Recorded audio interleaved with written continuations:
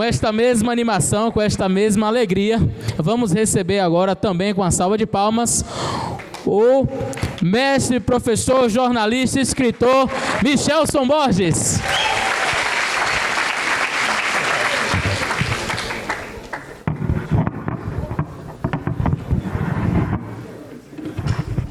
Com essa mesma alegria do Matusalém é meio difícil, né? Mas eu vou me esforçar. Boa tarde. De manhã eu acabei perdendo as ótimas palestras que tivemos aqui, porque me convidaram aí para falar numa das igrejas aqui da cidade, mas foi também muito bom. Mas eu sei que estão filmando tudo, eu não quero perder não, depois eu quero assistir tudo que foi falado por aqui. Você sabe que muito do que as pessoas pensam sobre criação, evolução e outros tipos de visões, cosmovisões, depende em grande medida de duas coisas, né? Primeiro, do que elas aprendem na escola, nas universidades. Matusalém falou aqui de visão comunista, né? Mas eu não vou nem entrar nessa seara aí, porque é meio complicada, né? Mas hoje em dia a gente sabe que essa visão e outras assim abundam por aí. E também da mídia, né? Nos meios de comunicação, especializados ou não. Especialmente a mídia popular, que é aquela que eu mais tenho pesquisado ao longo dos anos. Desde que me tornei criacionista, já há mais de 20 anos, eu tenho acompanhado como que a imprensa popular tem coberto esse assunto, a controvérsia das origens. E eu posso dizer que a distorção é tremenda. E, infelizmente, a grande população, né, a população de modo geral, forma a visão deles a respeito desse assunto com base no que leem nos jornais. O padrão vai ser igual de ontem: tosse, 3 frases, tosse, 3 frases, tá? O que assistem nos documentários, o que vem nos programas populares, né? Mas uma coisa muito massa que eu tenho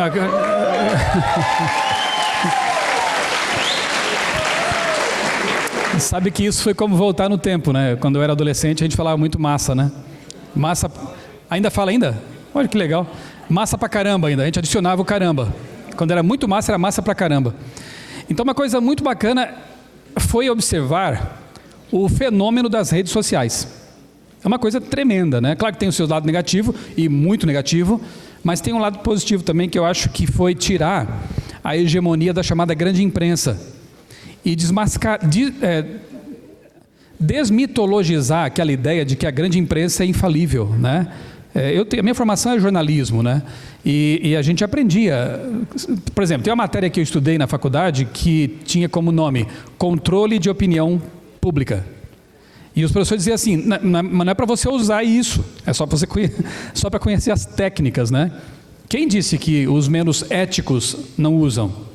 Uma das matérias era ética no jornalismo.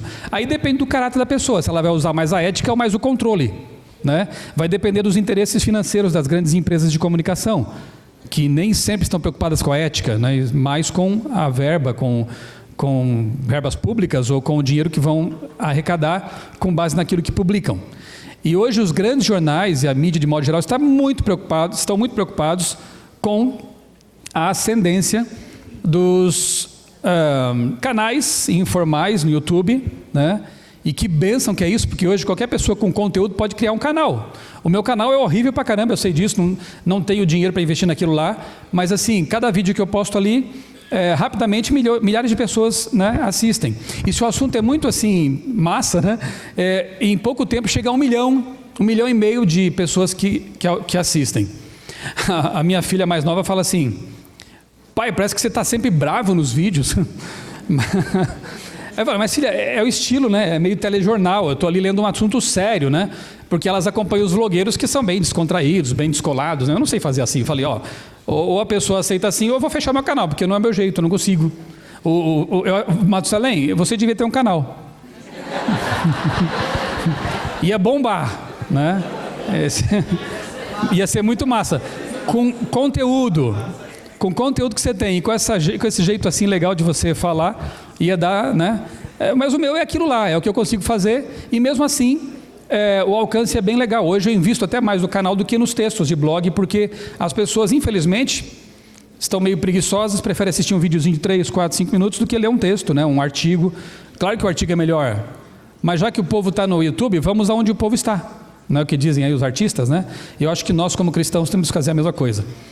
E eu me inspiro muito naquele texto de Abacuque 2, que diz assim, escreve a visão em tábuas, para que possa ler até quem passa correndo, né? É muito legal esse conceito, lá de Abacuque, lá no Antigo Testamento, de você colocar a mensagem de um jeito simples e acessível, para que possa ler até quem passa correndo. E hoje as pessoas estão correndo, estão aí frenéticas, né? Quem apresentar o conteúdo de forma mais interessante, mais atrativa, vai levar, né? Vai ter o seu conteúdo consumido. Então, repito, uma coisa legal desse tempo de mídias sociais é a quebra da hegemonia da grande imprensa e o questionamento de tudo que eles publicam lá. Nós temos visto aí, infelizmente, a própria chamada grande imprensa promovendo fake news, né, por interesses, mas, por outro lado, as redes sociais também promoveram as fake news de uma forma absurda, né? Então, assim, você sempre tem que desconfiar de tudo que você recebe. Mandou partilhar, já desconfia. Compartilhe com um monte de gente, porque esse negócio é importante, já fica com o pé atrás, né? Se é uma coisa muito bombástica, fique desconfiado. Sempre tente descobrir as fontes, né? Antes de você sentir coceira no dedo de compartilhar. Tenta investigar um pouco mais, Ninguém está escape de, sem querer, compartilhar. Eu já acabei caindo nessas também, né? Mas se a gente tentar assim, se cercar de alguns parâmetros, a gente minimiza o problema, né? De compartilhar informações falsas ou distorcidas. O criacionismo não escapa disso, né? Infelizmente, ao longo desses anos, muitas distorções têm sido divulgadas na chamada grande imprensa, né? Eu quero começar lendo aqui um trechinho de um autor, você deve conhecê-lo, Carl Sagan. Eu tinha 15 anos, nem sabia que existia esse negócio chamado criacionismo. Não é o Bolsonaro, não.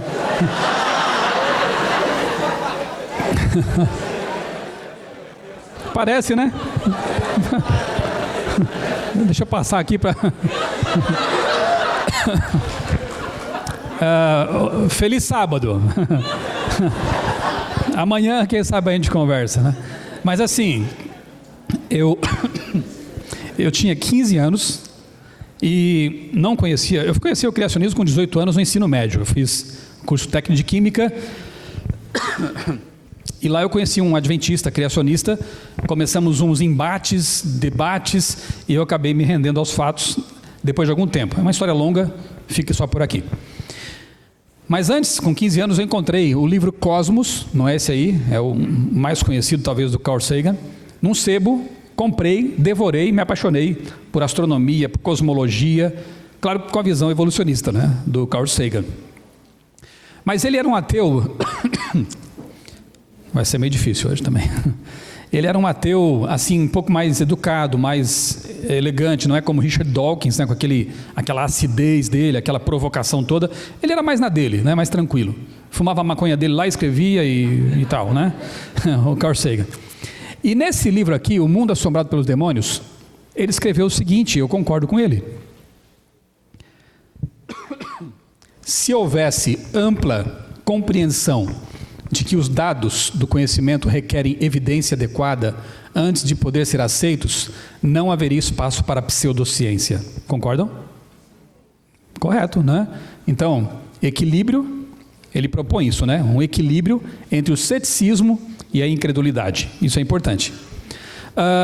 Uma coisa boa também de se fazer, e que os jornalistas de verdade deveriam fazer também, é conhecer bem os conceitos, né, das coisas que eles estudam, ou sobre as quais escrevem. E eu vou aqui rapidamente definir algumas coisas. Essa primeira definição, inclusive, foi proposta pelo nosso amigo aqui, o Eduardo Lutz, né? Ou Litz, é o mais correto, né? Tem um trema. Eduardo Litz, mas ninguém fala Litz, né? Todo mundo fala Lutz mesmo. Só na família, né? Mas o correto é Eduardo Litz. Ok. Para o nosso amigo Litz, ciência é um conjunto de métodos matemáticos que pode ser usado coerentemente em investigações sobre qualquer assunto. Eleazar, eu vou te pedir uma ajuda. Você pode ser o meu leitor? Porque quando levanta a cabeça aqui, a garganta estica, dá coceira. Então, se alguém puder ler alguns textos para mim, você vai ser o meu colega aqui de leitura, pode ser? Aí, enquanto você lê, eu descanso a garganta. Topam? Massa assim, né? Posso, massa. Participando. Posso ficar sentado? Claro, você Ok. pode. Já que eu não posso, aproveite. Ciência é um conjunto de métodos matemáticos que pode ser usado coerentemente em investigações sobre qualquer assunto. Esse conjunto de métodos é como uma caixa de ferramentas. Nela, encontramos os mais variados tipos de ferramentas para cada tipo de tarefa, desde as mais simples até as mais sofisticadas. Os pioneiros da ciência reconheciam a matemática como estando na base de todas as demais áreas do conhecimento humano e também entendiam que matemática não se inventa, se aprende na natureza. Você mudou o seu conceito, ainda é esse, né? Ok. Por que é importante saber disso? Porque muitas vezes alguns jornais, jornalistas mal informados ou mal intencionados dizem assim: a ciência provou tal coisa, né? Ou a ciência diz que. Como no passado, por exemplo, diziam assim: a ciência afirma que é bom tomar um traguinho, um pouquinho de vinho todos os dias porque tem flavonoides e resveratrol. Hoje, pesquisas científicas, eu até publiquei na Vida e Saúde uma matéria de capa para dezembro sobre isso, né? Uma ampla pesquisa publicada na Lancet, uma revista importantíssima em medicina, liquidou esse argumento com 26 anos de pesquisa, 196 países, 30 milhões de pessoas participaram dessas pesquisas, provando que qualquer dose é nociva à saúde. Os eventuais benefícios que possa haver, eles são destruídos pela carcinogênia, porque o álcool predispõe ao câncer, a vários tipos, até de mama, vários tipos de cânceres, né? Porque na metabolização do álcool é formada uma substância que é altamente cancerígena. Mas antes diziam o quê? A ciência não diz nada. A ciência é uma ferramenta. Cientistas dizem coisas. Cientistas opinam. E às vezes eles acham que isso é um sinônimo. Não é, né? A ciência muitas vezes não tem nada a ver com aquilo que estão falando por aí, como uma caixa de ferramenta não fala, né? Definições ainda, olha. O que é evolucionismo, Eleazar? Evolucionismo é uma estrutura conceitual segundo a qual os seres vivos surgiram por processos naturais, casuais e a partir de um ancestral comum e se diversificaram ao longo do tempo geológico por meio de pequenas e grandes mudanças sem direção nem propósito definidos. Essa é uma possível definição de evolucionismo, né? Trabalhada por um grupo e acho que ela chega bem perto daquilo que eles pensam, né? Agora, Eleazar, e design inteligente? O design inteligente é uma teoria científica que defende que certas características do universo e dos seres vivos são mais bem explicadas por uma causa inteligente ao invés de um processo não direcionado como a seleção natural. E criacionismo? Talvez você já tenha falado muito sobre isso, mas alguma vez você tentou definir, conceituar criacionismo? Olha que interessante esse conceito aqui. Criacionismo é uma estrutura, modelo conceitual que adota para o estudo da natureza a possibilidade da existência de um criador. A vida teria sido criada inicialmente complexa, completa e funcional em tipos básicos de seres vivos dotados do aporte necessário para sofrer diversificação limitada ao longo do tempo. Existem três principais ramificações distintas dentro do criacionismo: a religiosa, a bíblica e a científica. Estão aí as definições que, no mínimo, qualquer repórter, qualquer pessoa que vá pesquisar o assunto deveria conhecer, para não falar as bobagens que a gente vê por aí, né?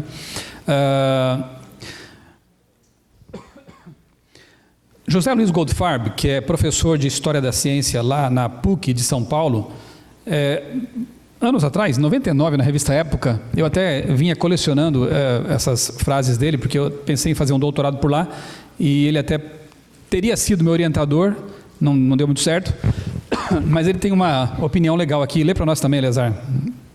Nenhum cientista entra no laboratório sem uma visão de mundo mais complexa. O fato de a ciência funcionar em bases experimentais não significa que o cientista não tenha crenças ou pressupostos sobre a realidade. Esse já é um historiador da ciência, um cara importante no meio, que entende que cientistas não são máquinas. Cientistas são seres humanos dotados de emoção, são seres humanos contaminados por ideologias, são seres humanos que têm opiniões políticas, e eles não conseguem deixar toda essa carga, essa bagagem fora da porta do laboratório e entrar como máquinas, né? Eles vão analisar aquilo que estão analisando com esses pressupostos, com essas criacionistas e evolucionistas, não é? A pedra de Ingá, por exemplo, né? O próprio Matusalém disse que há pessoas que vão lá e veem uma coisa, outros veem outra. Eu percebi na música do Zé Ramalho uma série de contaminações de uma ideologia que não é cristã, que não é bíblica, né? Ele colocou ali alguma coisa de Bíblia, mas também colocou um bocado de coisa de paganismo, de esoterismo, né? Porque é a visão dele. Quem conhece Zé Ramalho sabe que é assim, né? Então, é inevitável para o ser humano essa contaminação baseada em pressupostos e ideologias, né? Por isso que é importante usar a verdadeira ciência, né? Porque ela consegue minimizar bastante esse tipo de coisa. Mas esse conceito de ciência, são pouquíssimos os que conhecem e entendem e usam, né? Bom, vamos lá. Eu vou fazer com vocês aqui um exercício de análise da mídia, tá? Análise crítica da mídia. Eu peguei alguns casos, algumas peças, né? E quero analisar com vocês, então, como exemplos, uma amostragem do que vem acontecendo por aí. Vou usar aqui de início uma revista que é séria, a revista Ciência Hoje, ela é uma revista mantida pela SBPC, Sociedade Brasileira de Pesquisa Científica.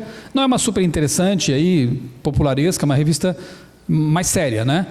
E nessa edição aí, em 2009, julho, eles publicaram toda a revista em homenagem à morte de Charles Darwin. Foi uma revista bastante ufanista, obviamente, né? Exaltando ali o naturalista inglês, Darwin.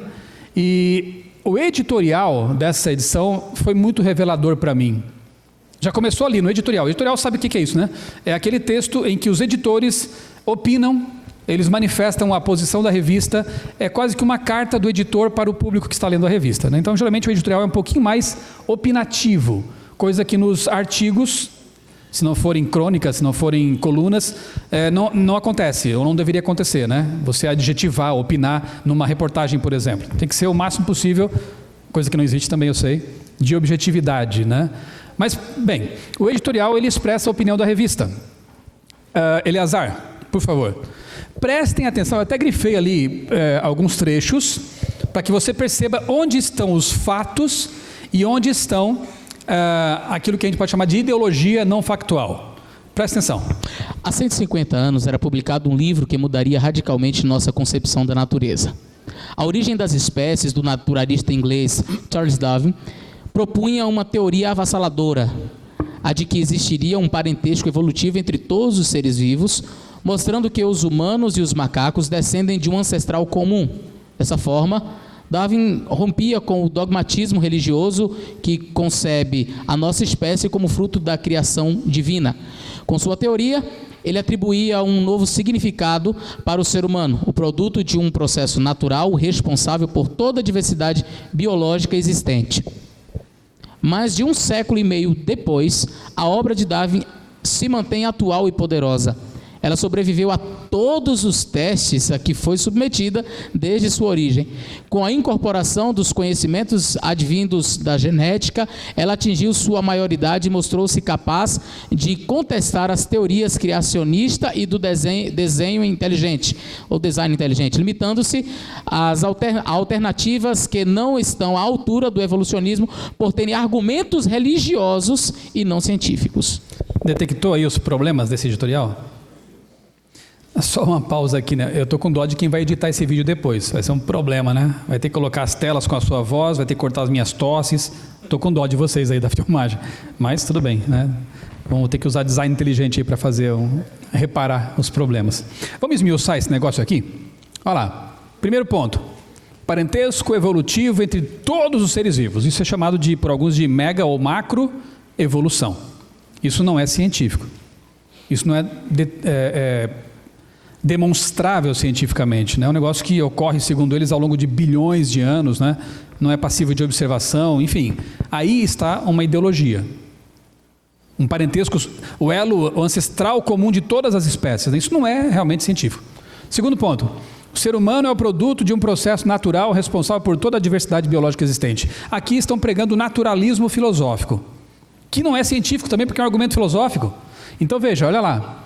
O próprio naturalismo é uma visão filosófica assumida a priori. Não é baseada em pesquisas a posteriori, né? Para você determinar que o naturalismo é um fato. É uma posição assumida a prioristicamente, então não é ciência na sua essência. O sobrenatural não existe. eles afirmam. E mesmo que haja evidências apontando para ele, devem ser buscadas outras explicações. Por quê? Deus tenta pôr o pé na porta, eles fecham e dizem, não aceitamos. Por quê? Porque nós somos naturalistas. Mas por que a ciência te diz isso? Não, é uma posição que nós assumimos. Então eles excluem qualquer tipo de visão que não seja naturalista por uma filosofia assumida a priori, não baseada na própria pesquisa científica, percebeu? Então defendem o naturalismo como se fosse ciência, mas é filosofia, meramente. Outros pontos que você deve ter percebido. A obra de Darwin sobreviveu a todos os testes a que foi submetida desde a sua origem. Que testes? A tal da macroevolução pode ser testável? Não. Assim como a própria criação, se nós fôssemos defender a ideia da observação e reprodutibilidade, né? Alguém estava lá para ver a criação? A gente confia na fonte que estava lá. Mas eu não estava lá. Ela pode ser reproduzida em laboratório, a criação? Só se fosse Deus, né? Então, o evento criação e o evento macroevolução pertencem à mesma categoria, né? Digamos assim. Então, essa afirmação também é totalmente falsa. E a outra? O evolucionismo ali mostrou-se capaz de contestar as teorias criacionistas e do design inteligente por terem argumentos religiosos e não científicos. Então, a ideia é assim, polarizar. Com os evolucionistas está a ciência, com os criacionistas está a religião. Será que é assim mesmo?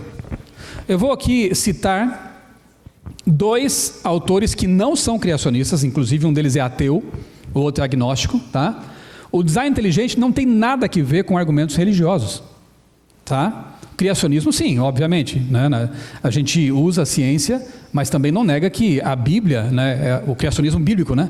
A Bíblia é o livro base do qual extraímos até modelos e ideias e tudo mais. É um híbrido, né, entre a teologia bíblica, como fazia Isaac Newton e outros fizeram, a teologia bíblica, a boa teologia bíblica e a boa ciência. Eu entendo assim o criacionismo. Agora, o design inteligente, eles não estão preocupados com a natureza do designer.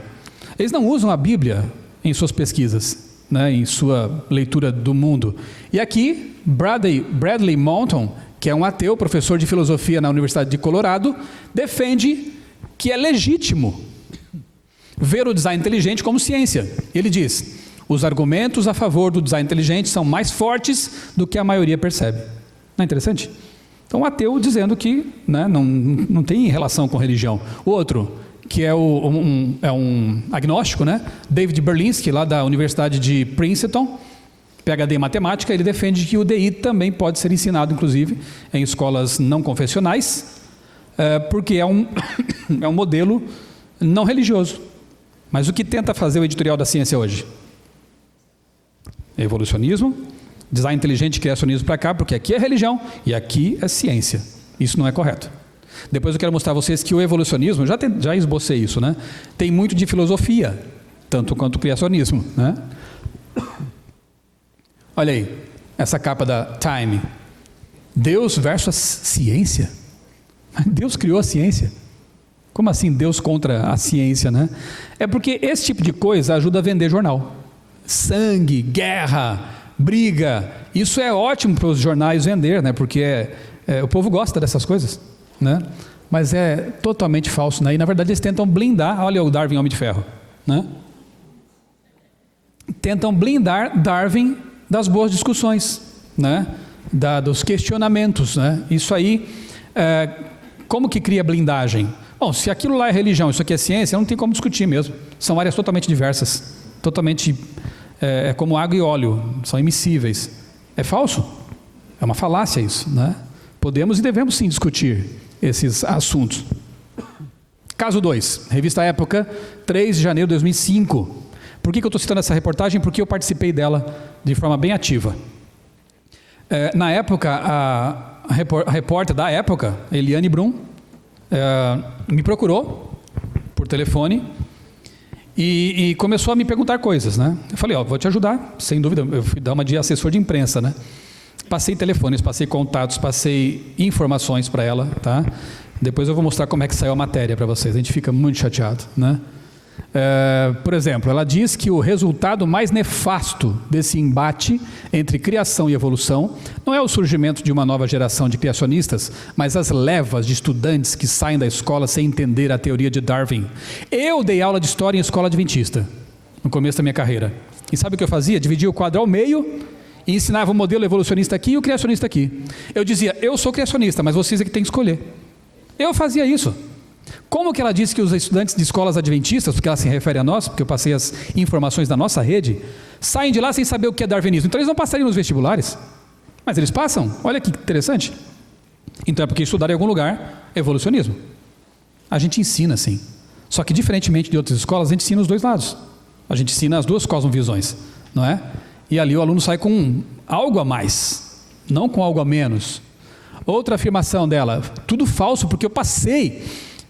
Gente, eu estava lá, né? Esse é o ponto. Eu sou testemunha auricular, porque foi por telefone, de tudo isso aí. Na entrevista, eu dei a ela, a Eliane, os telefones, né, de contato do NASP, que eu conhecia a pessoa da doutora Márcia de Paula, que na época eu acho que era coordenadora do curso de Biologia. E quer saber? Na época o NASP, o curso de Biologia, tinha tirado nota 4 no ENAD. O máximo é 5. É um curso até hoje muito conceituado. Os alunos que saem de lá são muito bons. E eu passei tudo isso para ela, dei os telefones, né? Expliquei para ela que o nosso curso de Biologia, não só lá, mas onde também temos, né, esse curso aí nas nossas escolas, ele atende os requisitos do MEC ao ensinar tanto criacionismo quanto evolucionismo, né? Só que ela ignorou essa informação. Simplesmente ignorou isso aí. Não aparece na matéria. Outra, ela... Lê para mim lá, por favor. Estava indo bem. A repórter ela sustenta que os criacionistas afirmam que o homem, o mosquito da malária e o protozoário causador da doença responsável por 2,7 milhões de mortes anuais no mundo são criaturas do plano da criação de Deus. Isso ela escreveu com todas as letras. Deus criou o Aedes aegypti, não é o que os criacionistas ensinam. O criacionista entende que houve uma queda, que houve mutações, que houve mudanças na natureza, né? Então Deus criou o mosquito original, que eu não sei como era, bonitinho, simpático, que não fazia mal nenhum, mas o que hoje causa mortes não foi obra de Deus, né? Mas ela coloca tudo no mesmo saco e diz que nós dizemos isso, que é pior, né? Mas, vê lá para mim.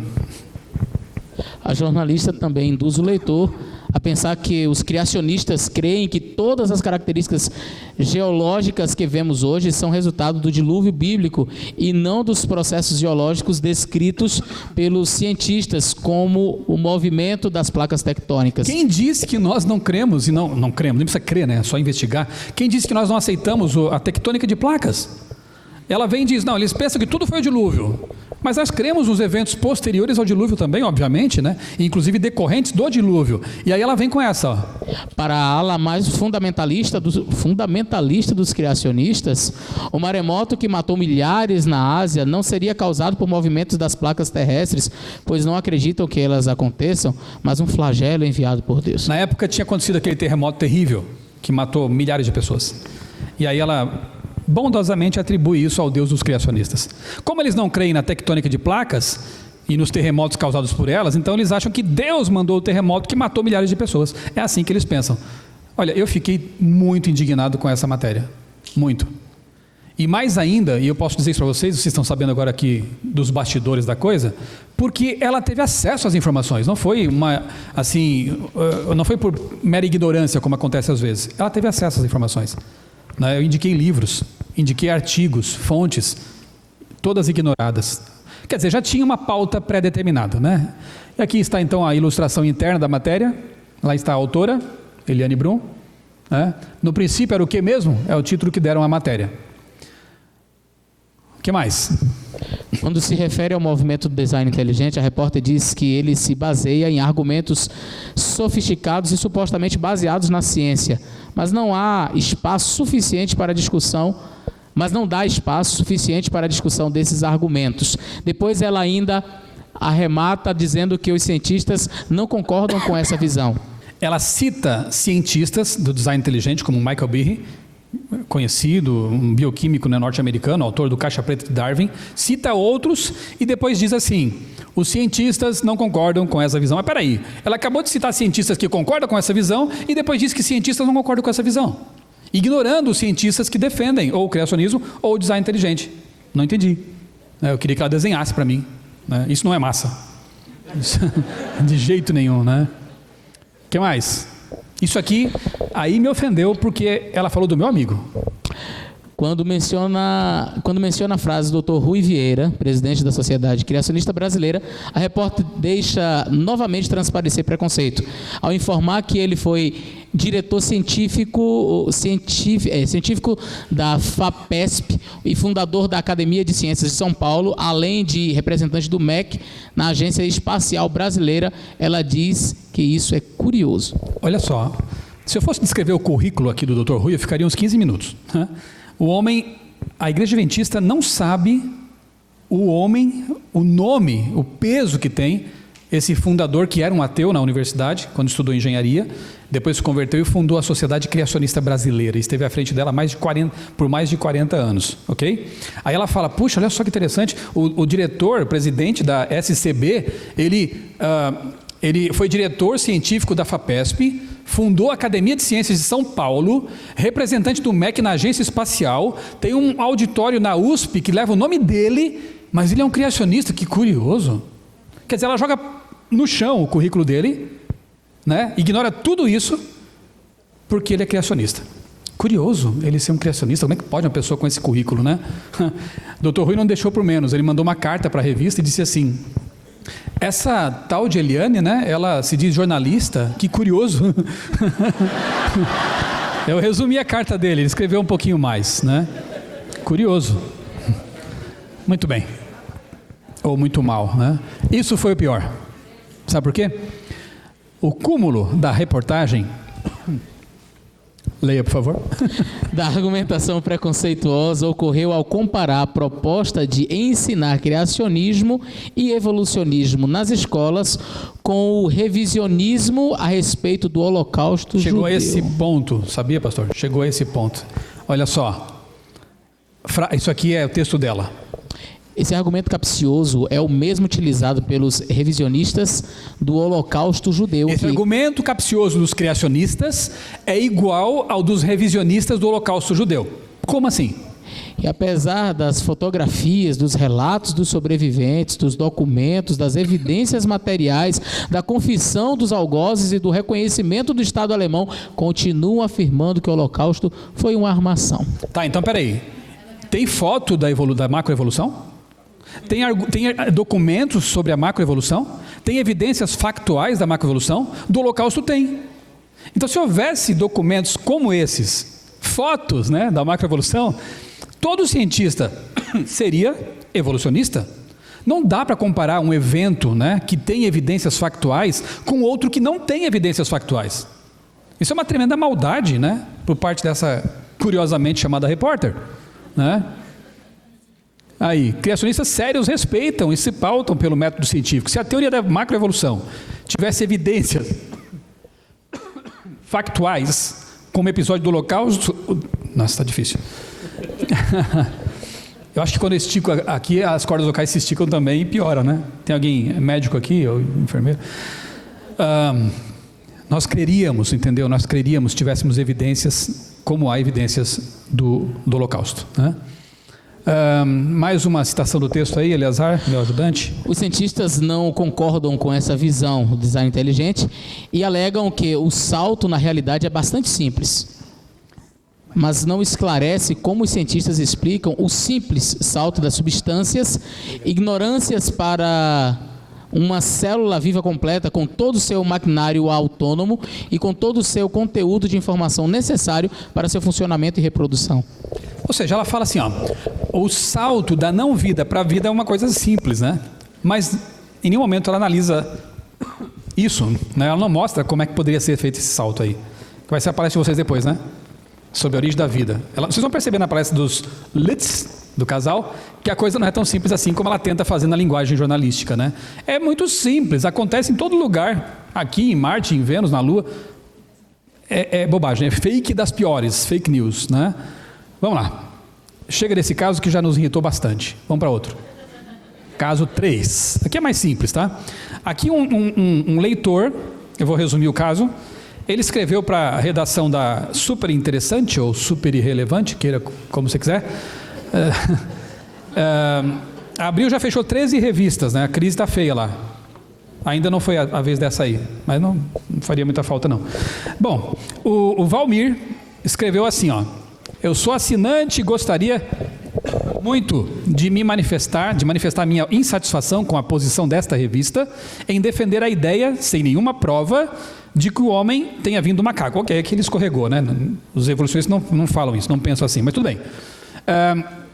Na seção Ideia Visual de agosto, o texto diz que um chimpanzé macho, nosso parente mais próximo, não olharia 2 vezes para uma mulher. Acredito que uma revista tão conceituada, eu discordo do Valmir, ok? Não deve manifestar sua posição pessoal sobre um fato não comprovado. Ok, aqui está correto. Olha a resposta mal educada e enviesada que a revista deu ao Valmir. Opa, acho que eu passei da resposta. Aqui.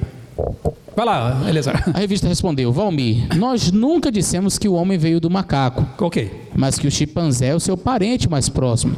Somos descendentes de um ancestral comum, como fica claro pela teoria da evolução, que é um modelo científico sólido.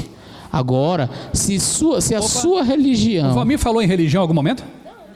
O Valmir pode ser até ateu. Ele não citou religião nenhuma lá.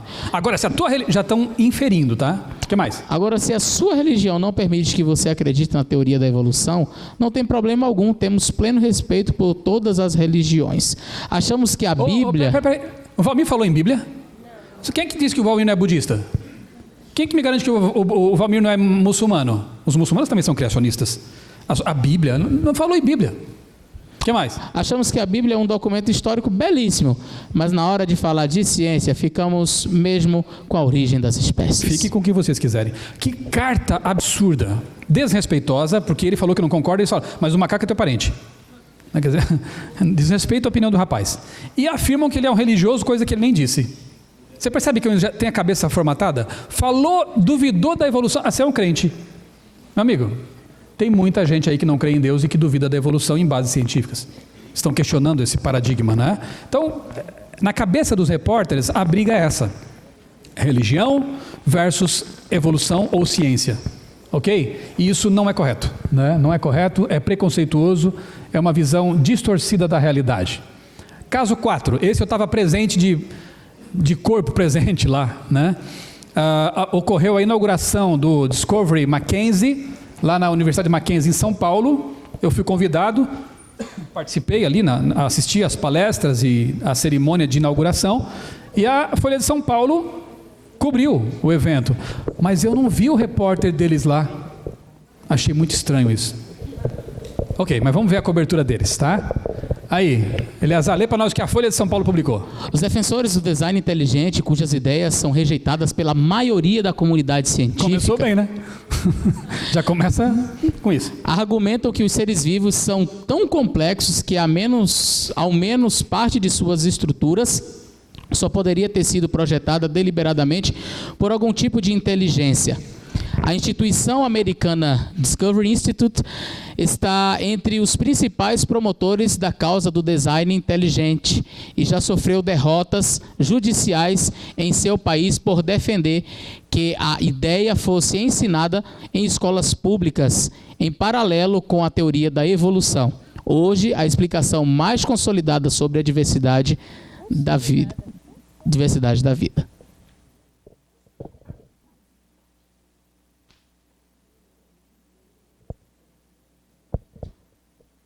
Só trocando a bateria.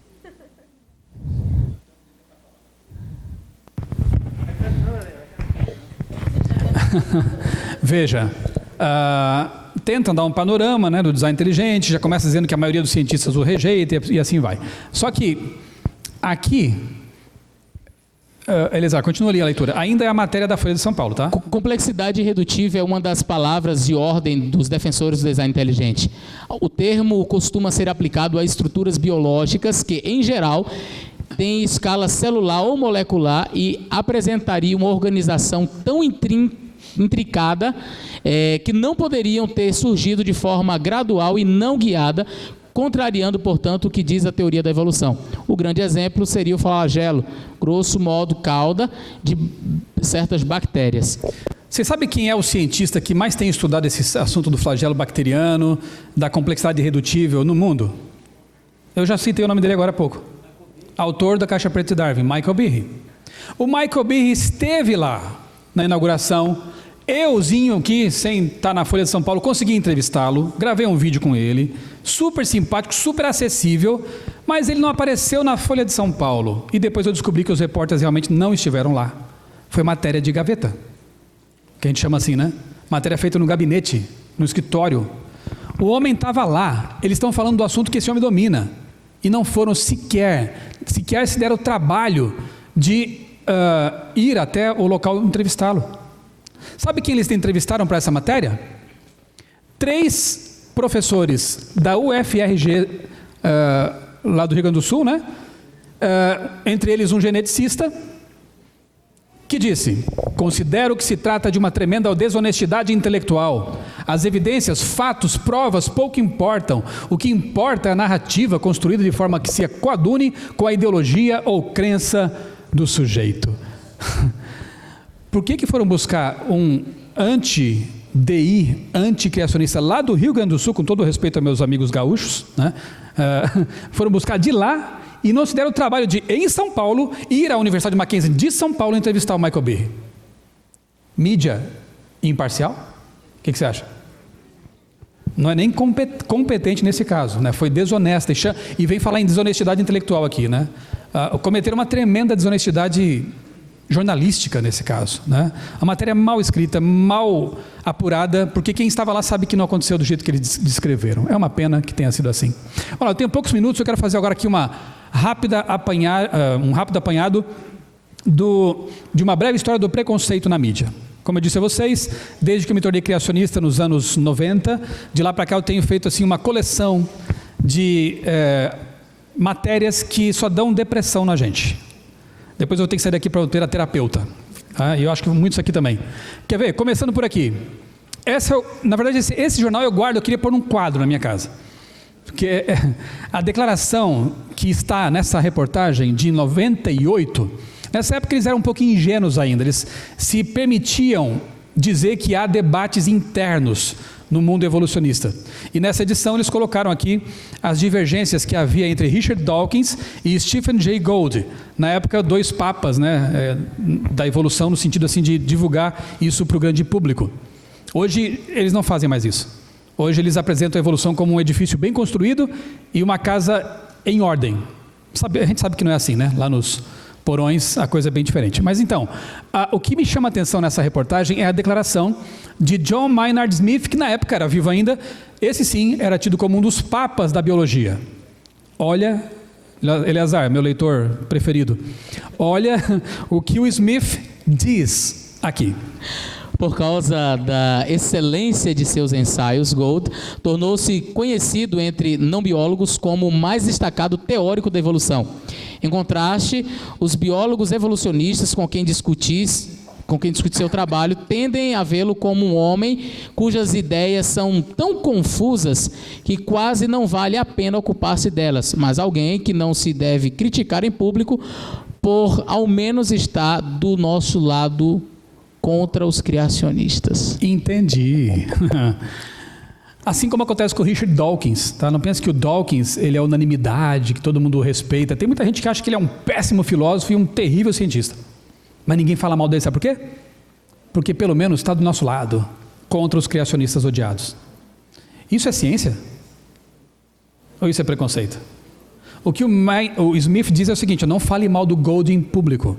Ele tem umas ideias muito confusas, muito estranhas, mas pelo menos está do nosso lado, é um dos nossos, então não fale.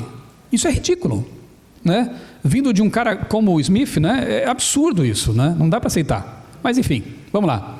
99, a revista Isto É publica uma matéria na qual chama os que creem na criação, na Semana da Criação, diz que isso é uma bobagem sem tamanho. Vamos me ajudar agora a fazer uma listinha de qualidades, tá? Quem crê em bobagem é o quê? Bobo. Então põe na sua lista bobo. Vamos continuar? Revista Galileu, agosto de 2001. Acho que foi a primeira vez, pelo menos nas minhas pesquisas, que eu vi o criacionismo ser assunto de capa de uma revista popular, pretensamente científica, né? E aí eles chamam os criacionistas de fundamentalistas, uma palavra perigosa. Daqui a pouco eu falo de novo dela aí. O criacionismo de movimento populista, anti-intelectual, e uma cientista diz que os criacionistas são especialistas autoproclamados. Isso me deixou muito indignado. E na época, como eu sempre fazia, mandei uma carta, um e-mail para a redação da Galileu e tentei refutar essa ideia. Disse, olha, eu conheço muita gente, muitos doutores, muita gente com boa formação acadêmica e que defende o criacionismo. Essa afirmação de vocês aí é leviana. E dessa vez, não é que a onça cutucada reagiu? Primeira vez que eles me respondem o e-mail, eu mandava para a revista Veja, para Isto É, para todas cartas, e-mails, nunca me respondiam. Dessa vez responderam e me convidaram para um chat. Aí eu tremi. Olha, gostamos aí da sua carta e nós queremos que você venha no dia tal aqui a São Paulo. Eu moro em Tatuí, interior de São Paulo, onde fica a Casa Publicadora Brasileira, e dista ali uns 150 quilômetros. Então não é difícil, dá para ir a São Paulo rapidamente. Mas eu fiquei preocupado e pensei, não, eu vou dar uma de assessor de imprensa agora. Eu conheço cientistas, eu posso indicar alguns. Não, mas o que a gente quer é você, porque para falar para o grande público é melhor que seja um jornalista. Faz sentido. Pior que faz sentido, né? Eu pensei, puxa, se Deus quer que o Davizinho aqui vai enfrentar o Golias, vamos lá. Então eu orei bastante. Mas convidei a doutora Márcia para ir comigo como assessora técnica, né? Lógico. No meio do caminho, toca o telefone. Eram eles, da Galileu, dizendo que o chat havia sido cancelado. O que houve? Problemas aqui nos nossos servidores. Se fosse da CPB, mas na Globo, né? Vocês vão remarcar esse chat? Vamos, aguarde. Até hoje eu estou esperando. Mas sabe o que foi mais triste agora? E vocês sabem disso porque eu estou revelando para vocês, porque ninguém sabe lá, né? Eu não parece mais, mas sou eu, tá? Isso foi em 2001, né, gente? Por favor, faz 17 anos, né? A minha foto ficou no site da Galileu por 2 semanas após o cancelamento do evento. O que as pessoas podiam pensar disso? Pô, o cara amarelou, né? Ele não veio, não deu satisfação, não foi ao chat. Assim são os criacionistas. Nenhuma nota dizendo, olha, por nossa culpa, problemas técnicos, não foi possível realizar o chat. Ainda bem que eu fotografei a página para provar para todo mundo. Porque senão eles depois apagaram e ficou por isso mesmo. Eu mandei um outro e-mail, lembra de mim, aquele chat, não vamos marcar de novo? Nada. Mandei um livro do Dr. Ariel Roth para o editor, lembra de mim? Nada. Mas o que eu posso fazer para me vingar? Eu vou escrever um livro. E aí nasceu, uma coisa boa pelo menos, né, disso aí, nasceu o livro Porque Creio. 12 pesquisadores falam sobre ciência e religião.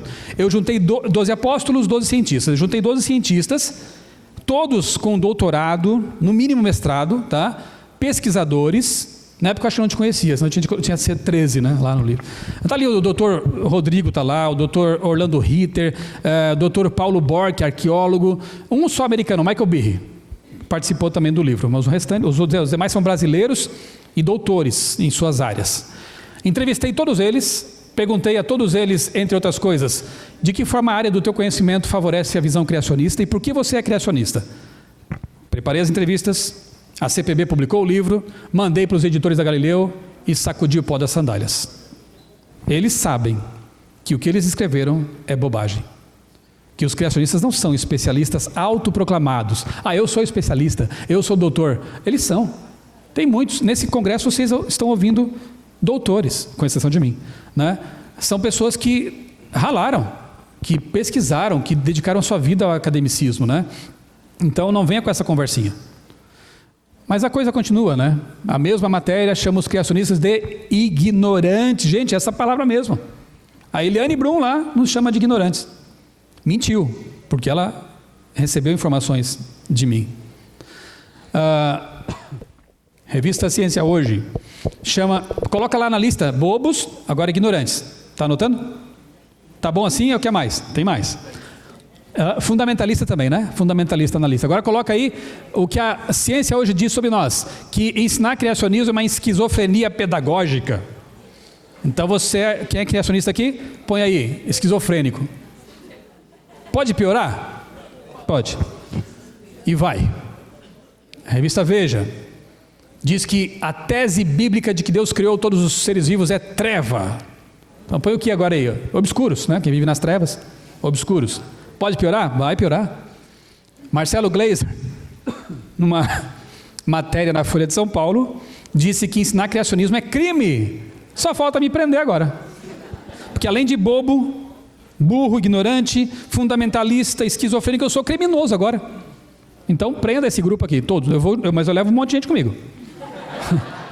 Porque é todo mundo aqui criminoso. Gente, o povo, de modo geral, forma a sua visão de mundo, isso aqui é antes das redes sociais, agora pode ser até pior, forma ou formava a sua visão de mundo com base nas leituras do quê? Da mídia. E é essa visão que eles obtêm lendo esses jornais, assistindo esses documentários, como por exemplo o programa Ciência Hoje da Globo, abril de 2012, tratou do criacionismo, não entrevistou um criacionista. Não é estranho isso? Um programa sobre criacionismo, só entrevistaram um padre que na verdade é um evoteísta, depois a gente fala sobre isso, não é criacionista. E chama de novo os criacionistas de fundamentalistas. Sabe o que é um fundamentalista na cabeça das pessoas? Alguém que se enche de bombas e se explode para matar os outros. Isso é fundamentalista, tá? Então, estão preparando o caminho aí para enxergar esse pessoal de uma forma bem pior no futuro. Então, talvez dias piores virão, né? Não vai ser massa, né, Matusalém? A situação não está muito legal aí, não. Fundamentalista, olha aqui, ó. Exige-se que viva sob uma interpretação literal e, portanto, originalmente pura dos textos sagrados. Para a mídia, fundamentalista é quem interpreta literalmente relatos como Gênesis. Então, eu sou um fundamentalista. Passo a ser. Embora nunca tenha matado uma mosca. E não tenho problema com ninguém, não odeio ninguém, né? Eu acho que eu sou do bem. Mas eles me têm como fundamentalista, porque eu interpreto o Gênesis de forma literal. Eu creio que Adão e Eva existiram, eu creio que o dilúvio foi global. Então eu sou um fundamentalista. Que medo. Estado de São Paulo publicou uma matéria num caderno de domingo, em 2012, tratando do criacionismo. Entrevistaram só um criacionista e uns 3, 4 evolucionistas. E mesmo assim, que é um cientista bastante conceituado também, né, trabalhava na Unicamp, Dr. Marcos Eberlin, trazem aqui uma legenda de foto ridícula. Marcos Eberlin rejeita totalmente a evolução. Todo criacionista bem informado sabe que há aspectos da evolução que são aceitáveis. Seleção natural, por exemplo. Mas ao já colocarem essa legenda, estão dizendo o seguinte, de novo, é guerra. Ele rejeita totalmente a evolução. E não explicam os meandros, os detalhes que estão envolvidos nesse debate, né? E um dia, conhece Ben Carson? Quantos conhecem Ben Carson aqui? É um cientista meia boca ou um cara dos bons? Não tem nem o que dizer, né, gente? Um dos maiores neurocirurgiões do mundo, né? Virou filme, né, pela Sony, a história desse, você não assistiu ainda? Mãos Talentosas, incrível. O Dr. Ben Carson foi convidado a fazer um discurso numa formatura na Universidade de Emory, nos Estados Unidos. Durante o discurso, não é que ele fala sobre criacionismo? Não deu outra. No dia seguinte, cartas de repúdio, pessoas, não chame mais esse obscuro, esse fundamentalista para falar aqui, jogaram todo o currículo de Ben Carson no lixo, porque ele se disse criacionista. Estão percebendo como é que as coisas caminham? Se ele não é poupado, o que eu posso esperar da minha vida, né? Então, realmente, dias piores estão vindo por aí, né? Mas enquanto não vem, façamos o nosso melhor. Então, para encerrar aqui, eu acho que eu não tenho nem mais tempo, né? Seria bom que pelo menos a mídia, né, os repórteres, ensinassem, soubessem e dissessem que há muito de filosofia misturado com ciência nessa discussão. Por exemplo, grosso modo assim, criacionismo bíblico é a mistura de conhecimento bíblico com conhecimento científico. Evolucionismo, naturalismo filosófico com conhecimento científico. Design inteligente, argumento teleológico com conhecimento científico.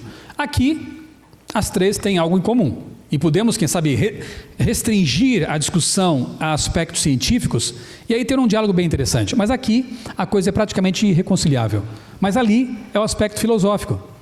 E como seria bom se esses repórteres, né, professores, ensinassem essa dupla face das três cosmovisões.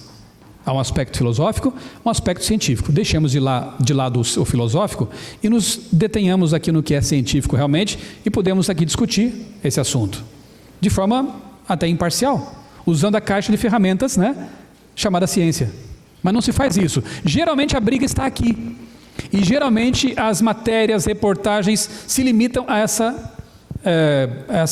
esse componente mais filosófico, né, da questão. Bom, eu vou ter que correr aqui, acho que eu me empolguei de muita coisa por aqui, e vou terminar com essa ironia dos fatos aqui, né? No G1, na editoria de Ciência e Saúde, publicaram essa matéria. Olha só, 2 brasileiras são parte de estudo sobre reencarnação. Ciência. Mas quando fala de criacionismo, é pseudociência. Eu posso afirmar com toda certeza que eu tenho muito mais evidências do dilúvio do que alguém dizer que a reencarnação existe. Mas para eles, reencarnação é ciência. Dilúvio é bobagem. Né? Termino com quem eu comecei. Carl Sagan. Parece-me ser necessário um delicado equilíbrio entre 2 tendências. A que nos impulsiona a examinar com atenção de maneira incansavelmente cética todas as hipóteses que nos são submetidas e a que nos convida a guardar uma grande abertura para novas ideias. Se você é apenas cético, nenhuma ideia nova chegará a você. E não aprenderá, mas jamais, o que quer que seja de novo. Você se tornará uma pessoa detestável, convencida de que a estupidez reina no mundo. Em contrapartida, se você está aberto para a credulidade e não tem nem mesmo um pouco de ceticismo, então não é nem mais capaz de distinguir entre as ideias úteis e as que não possuem nenhum interesse. Muito bom. Na verdade, a ideia é um equilíbrio, né, entre ceticismo e crença, duvidar para crer. E justamente por isso eu sou criacionista, porque eu duvidei para crer e hoje creio em algumas coisas que para mim são muito úteis. Muito obrigado mais uma vez. Prossigamos. Que maravilha!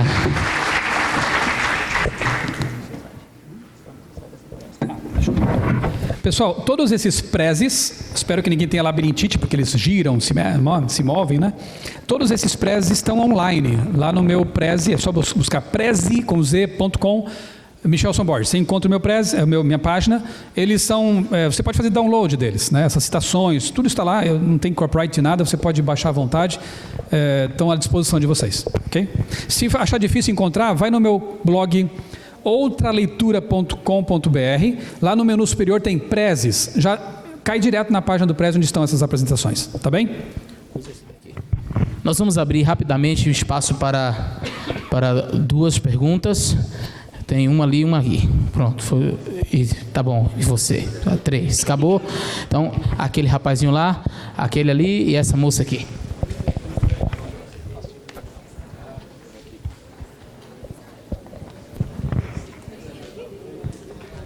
Eu vou deixar vocês que já são. Boa tarde, Michelson. Qual o papel das mídias sociais para a divulgação do criacionismo, tendo em vista que essa mídia paralela pode ajudar ou até dificultar com relação a essas questões? E será que nós, como cristãos, estamos preparados para divulgar essa mensagem, essa cosmovisão nossa? Eu acho que um evento como esse é de grande valia, né, no sentido de nos desafiar a usar isso que é de graça, que está na nossa mão, para espalhar boas informações, né? Cabe a nós, né, depende totalmente de nós, usarmos esses recursos. Uma coisa boa que eu vi com o advento dessas redes sociais, por exemplo, o WhatsApp, né? Hoje existem vários grupos no WhatsApp, eu participo de alguns, em que a gente pode trocar ideias e afinar o discurso, é muito bom, né? Ali tem um grupo de que eu participo, tem vários universitários que não sabem uma série de coisas que nesse evento aqui, por exemplo, estamos tratando, né? E lá eles vão entendendo, vão afinando o discurso, vão, né, tendo um nivelamento de conhecimento e depois eles podem propagar esse conhecimento em outros grupos e é um efeito assim, meio que bola de neve, né? Eu vejo com muito bons olhos isso aí. Quem sabe aqui possa ser criado um grupo também, né, de WhatsApp e ali colocarmos artigos, bons artigos científicos, né, que há por aí, fontes, boas informações. Eu acho que é fantástico ter acesso a esses recursos aí hoje em dia. Se tiver como colocar um pouco mais de áudio nesse microfone, tipo, pedir alguém da parte de mídia, coloca um pouco mais de áudio nesse microfone aqui, que o de cá está com um pequeno probleminha.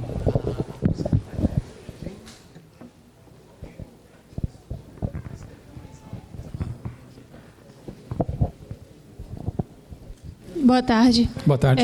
Você citou aí sobre a seleção natural, que não é negada pelo criacionismo. Eu gostaria de saber, dentro do criacionismo, como que é visto, como que é entendido o processo de seleção natural? Um exemplo assim bem básico e que inclusive impressionou o próprio Darwin, né? A gente esteve com um grupo de pesquisadores há 2 anos nas Ilhas Galápagos, tentando refazer os passos de Darwin, né? No meu canal tem inclusive uma pequena reportagem que eu preparei nessa passagem por Galápagos. E de fato eu fiquei bem atento e pude perceber que ali é um arquipélago com várias grandes e pequenas ilhas, né? 4 são mais famosas. E ali há muitos desses chamados tentilhões, são os pardais do Brasil, né? Lá eles chamam de tentilhões, em inglês é finches. E de fato, de uma ilha para outra você vê variações, né? Você, por exemplo, você tem um tentilhão numa ilha que tem um bico mais compridinho, na outra um bico mais curto, mais grosso, mais forte, porque as sementes que há naquela ilha são mais duras, entendeu? Numa outra ilha a plumagem é um pouco diferente, numa ilha só tem tentilhões pretos, outras são pardos. Então essa seleção natural é real. Porque ali, por exemplo, naquelas ilhas em que as sementes são mais duras de quebrar com o bico, os que tinham bicos mais compridos e mais frágeis não sobreviveram.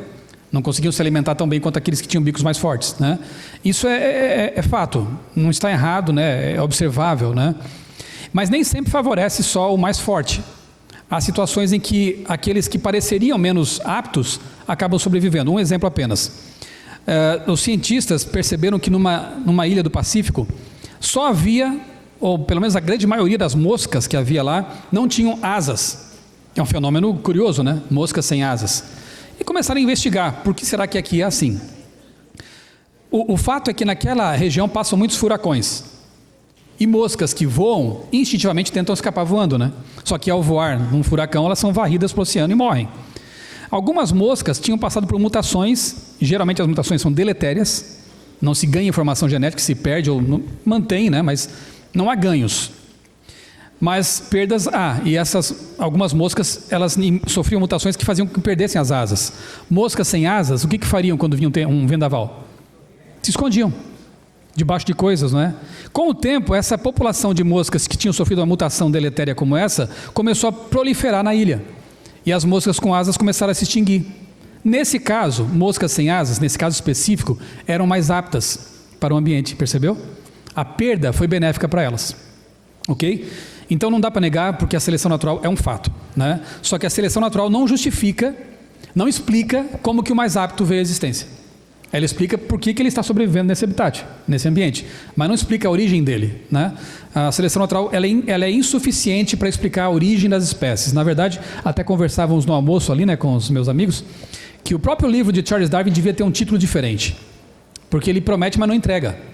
A origem das espécies. Darwin não tratou da origem. Darwin, ele falou da biodiversidade. E nesse ponto ele deu uma grande contribuição, porque ele explicou que a diversidade, inclusive humana, que Matusalém falou aqui, né? Brancos, amarelos, negros, nós somos diversificados. Essa diversidade tem que ver com seleção natural, isolamento geográfico, é fato. Mas de onde veio o primeiro homem? De onde veio a primeira informação? A evolução não explica isso e nem Darwin se deteve nesse assunto. Então o livro dele não tem o título adequado, porque ele não fala de origem, fala de biodiversidade. Ok?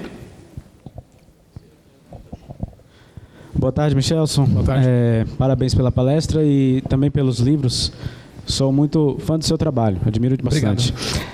Eu não sei se cabe essa pergunta, mas eu gostaria de saber o que você entende como o papel profético da grande mídia na profecia bíblica sobre os chamados fundamentalistas. Essa seria, rapidinho, 2 perguntas. E a outra seriam sugestões de mídia para que você desse para a gente em relação tanto ao criacionismo, além do seu site, claro, do seu blog, quanto em relação a outros assuntos, como política, notícias mesmo do cotidiano, crenças e também sobre a ciência, sobre as pesquisas científicas. Acho que eu vou ter que responder partes das perguntas, né? Nem todas dará para responder aqui, né? Aspecto profético, não sei se foge um pouco, né, do escopo aqui do nosso evento, mas em linhas gerais eu entendo que chamar criacionistas de fundamentalistas, e eles têm feito isso com insistência, vai sim causar uma polarização no futuro, né? E infelizmente trará uma incompreensão com respeito aos criacionistas. E o grupo dos que creem que a Bíblia traz um relato histórico da criação, cada vez está sendo mais isolado. Porque tem crescido o grupo dos chamados evolucionistas teístas. que são mais conciliatórios, assim, né? Não, a gente pode aceitar a evolução e aceitar a Bíblia também. A Bíblia é um relato metafórico, alegórico. Adão e Eva são apenas representações, não são reais, entendeu? É bem mais conciliador esse tipo de posição, conciliadora, mas não é coerente. Na verdade, é uma mistura de má teologia com péssima ciência, né? A evolução teísta. E por defender o criacionismo bíblico, esse grupo está ficando cada vez mais isolado, e mesmo entre os cristãos. Então, no futuro, talvez o máximo que eu possa dizer nesse contexto aqui, é que isso vai trazer problemas para esse grupo, com certeza. Mas aí será aquele momento de dizer assim, eu sou fiel às minhas convicções e à verdade, ou vou estar com a maioria para ser popular, aceito, para ter meus projetos financiados e assim por diante, né? Para que lado eu vou correr? Ou onde ficarei, né? E a outra pergunta com respeito a fontes, eu sugiro, por exemplo, o site da Sociedade Criacionista Brasileira, scb.org.br, é um bom site com um vasto conteúdo ali, muito bom. Eles estão digitalizando todas as edições da revista Criacionista, desde a década de 70, né, até hoje. É muito bom esse material. O meu site, na verdade, é mais assim, eu tento, como um jornalista, popularizar esses conteúdos, né? Mas o site da sociedade já tem lá os artigos científicos, coisa assim, hard, né? E muito bom.